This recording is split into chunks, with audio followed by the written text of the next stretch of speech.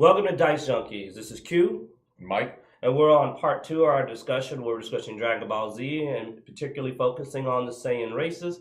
With this part being part two, we're going to talk about the individual Saiyans, primarily Goku, Vegeta, and we're going to touch on the half Saiyans and Mike's favorite character, Gohan. So y'all going to get to hear a lot more of his feelings about his favorite character.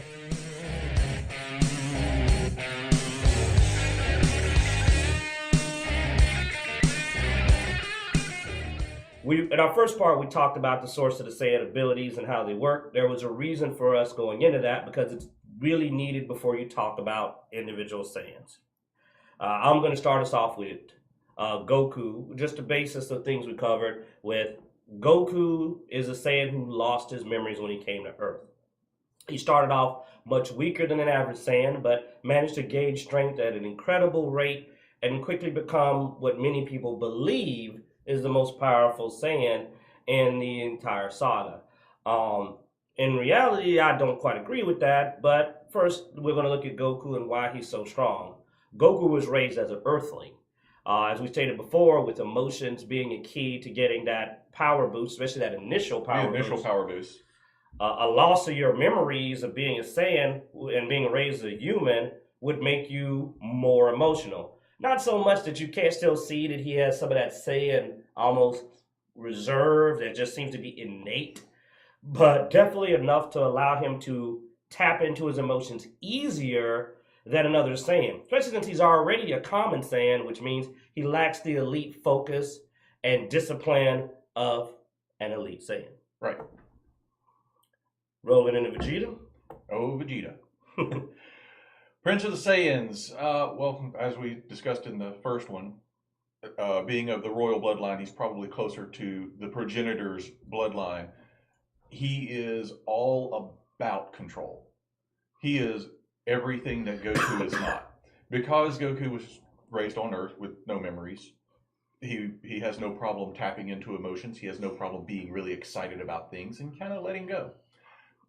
Vegeta is the exact opposite of that. He is, everything must be total control. He must understand the situation, understand every possibility. He has to have, never let anyone see you sweat, to take a line from an old 80s commercial. Well, he's a proud man. Yes, and that pride is a lot of what keeps him in check.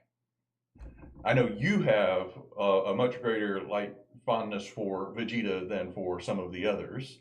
I prefer Vegeta to all the other Saiyans. Even my most fun to play, Brawly. Yep, I dropped the B word. Some people love him, some people hate him. We're going to give you a reason why he is the way he is. Maybe a few more people will come around or hate him more.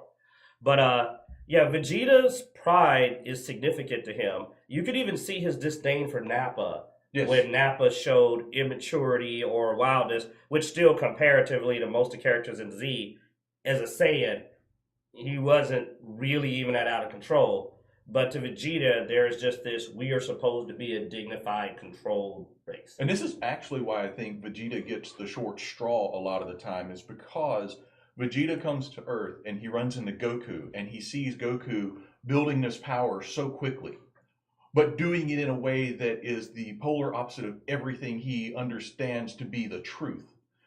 That he ends up stunting, in my opinion, he ends up stunting his own growth because he ends up trying to be kind of like Goku, but kind of the way that he's always been trained, and it puts him in conflict with himself. You just hit one of our major points. Vegeta stunts his own growth. But it's, like I said, it's built into his race even. He's not even learned this method. It's also why we see in Goku, we're jumping back to Goku quick, Goku's ability to gain strength that makes him seem so powerful. Goku even gets excited in the middle of a fight. Yes. He quickly stops thinking, and this term's going to come up a bit later when we go into Dragon Ball Supers with the Saiyans, and just started getting into it. Even recently, he got asked in the most latest episode we've seen, today's the 13th, he gets asked, why do you want to be stronger? And he's like, I don't even know. I just want to get stronger. I just want to get stronger. Yes. He just doesn't think. And it's almost amazing. He is lucky that he's had people to influence him so that he didn't just go right back down the GT storyline because of just his lack of emphasis. But that's because of one of Goku's real secret powers that nobody seems to know. Everybody thinks Goku is strong, but no, Goku's real power is that Goku is a master at copying other people's abilities and techniques and learning them. And that is his that talent, and that's exactly what it is. That's his talent. Is what makes him so special is he can do that innately. Mm-hmm. Vegeta could, but he has to work at it. He's more the strategist. He likes to think, and but at the same time, you find, to bring it back to Vegeta, on the occasions where he stops looking at Goku and going, I need to be like that, and starts looking at himself going, I can be stronger, he tends to make big leaps. I'm going to counterpoint that, but first I'm going to say why Goku can even do that. While it is a talent, one of the things Goku does is Goku's an empty cup. People like to tease Goku and say he's stupid, but really it's that he doesn't think, and those are two different things. Yes. But being an empty cup, Goku is able to instinctively, and instinct is going to be an important word here, grasp other people's technique because he doesn't have to understand it. He just grasps it, he imitates it. That's why when he fought Beerus, he was able to grasp God Ki, because he just was fighting without thinking and slowly started mimicking Super Saiyan God. Yes. His, like I said, his other ability is we see him absorb the Spirit Bomb and he gets Ultra Instinct. Well, being already instinctual and getting that huge boost of power, he starts imitating it. And, you know, you may even say, like, well, where did he learn how to absorb the Spirit Bomb? Well, go watch the movies. I mean, he frequently does it. Well, he did it against Boo as well. Yeah, sort of. Sort of, but we've seen him do the Dragon Punch, and I think Dragon Punch, and when he first does it, he goes, absorb the ki, do the punch. Then in the canon, because the movies are not considered that canon, he even ran into somebody that could do that. Yeah. Way back in, not just counting the androids, for those real fans that go way back, his first Kamehameha he launched when he was up at Kami's Keep was eaten by Mr. Popu, who casually absorbed his ki blast. And while we haven't seen it for a while, Goku loves to copy people's techniques, so he knew absorbing ki was a thing. Vegeta, on the other hand, doesn't learn other people's techniques. No. He develops his own. But going on what you were saying, I have noticed that because he doesn't learn things instinctually, he has to know these exist. That's why Vegeta always seems to be second. It's because he's got to see it. Oh, there's Super Saiyan. There's Super Saiyan Blue. Or, you know, God Ki. To give him props, though, while Goku has to take every tiny little step, sometimes Vegeta just goes, yeah, I'm not doing that. I'm just going over here to the end. That's what I'm saying. That's what makes Vegeta's a genius. Goku's got a talent for copying techniques, feels and learns them, but Vegeta just needs to know it exists to start doing it. He just needs to know, wait, we can get God Ki? Oh, I'm going to go off with Wiz and just make a new Super Saiyan. Oh, there's something called Ultra Instinct? Yeah, the first time I start trying to do it, I'm starting to grasp it. He is an elite Saiyan. He is the prince of all Saiyans. He's much faster learner than Goku, but since he can't do something he doesn't have a concept of, because that's not the way he works, he needs someone to chase. Well, and that comes back to he stunts himself because he sees Goku do it so easily. And he goes, but it's not that easy for me. Why is it harder for me? And he often mistakes that for, why is Goku stronger than me? And it's not that Goku is stronger, it's that Goku can instinctively do things that he has to think about a little harder. Also, Goku doesn't have a bunch of arrogance and pride, so copying someone else's technique doesn't bother Goku. Nope. Whereas Vegeta would not be so easy to just try to outright copy another person's technique. I mean, let's face it, Goku's signature move is not his, it's Master Roshi's. True. He even stole those poor Yadrat's ability to teleport. Man, that was their pride and joy. I'm telling you. But, so we're about to get into Gohan, because we went over the two, you've seen a difference.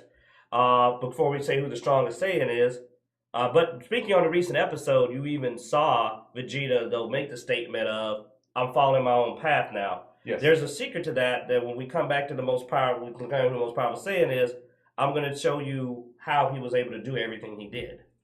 But Gohan I do like Gohan. and Team Gohan, We don't talk about Super Saiyan Man. We do not talk about that. There was so much promise in the Cell Saga of the Half-Blood, which in many ways was the ultimate form of Goku. Someone with Saiyan blood, but also with human blood, so it becomes even more natural to allow those emotions to happen, thus letting him potentially get to higher tiers than Goku unless he trains in... Well, higher power. Well, yes, higher powers. So, yes, Gohan had many advantages. One, he got some of that instinct. He didn't get the fighting instinct that Goku had, but the instinct on learning how to do things, because he learned Piccolo's Masenko. He learned the Kamehameha.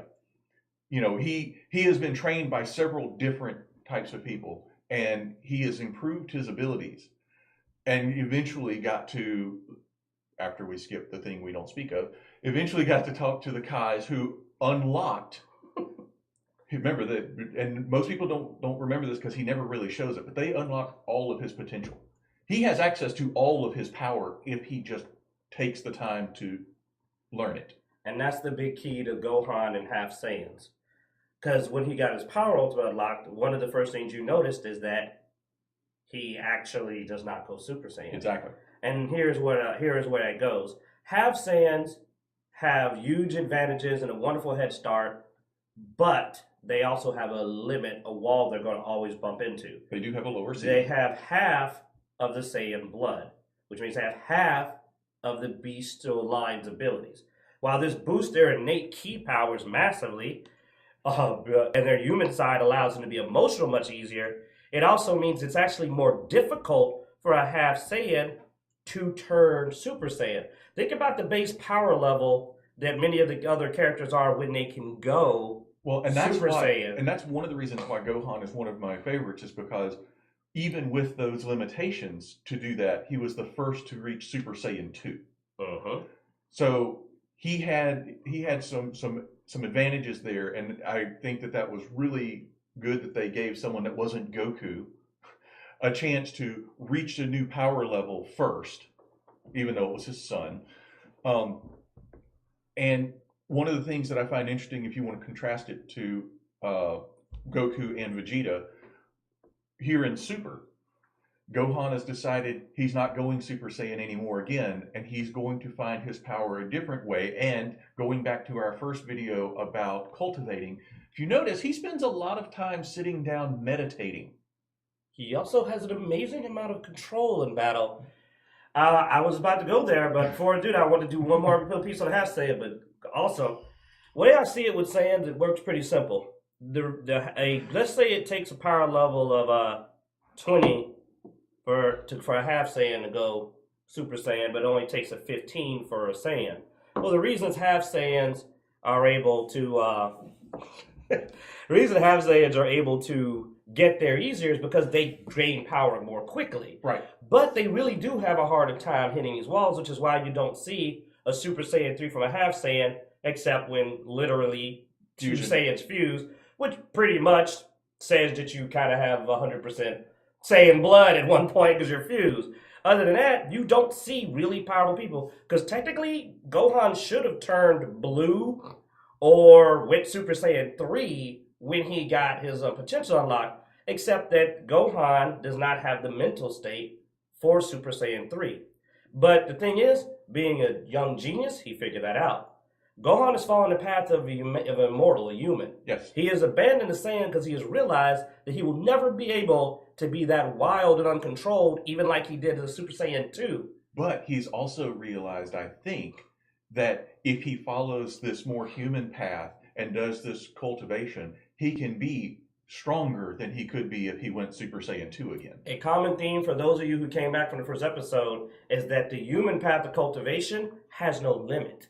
It actually allows the human to cultivate to the point of immortality, to ascension, to godhood, and even going to higher realms where more powerful beings exist to start over and accumulate those levels. Something that most people don't catch, and it's very slightly off topic, but something that most people don't catch. Humans' auras are clear. When the Kai shows his aura, it is clear. They do not have a colored eye or go through a physical transformation.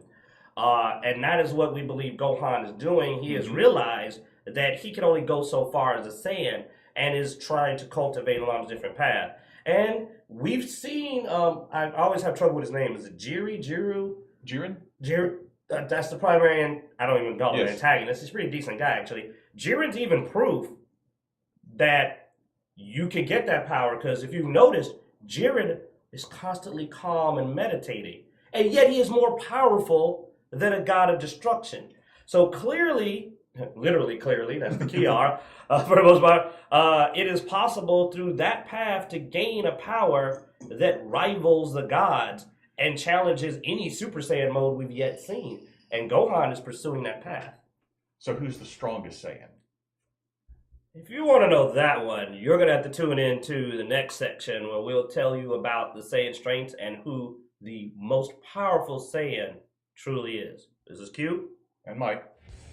And check us out next time.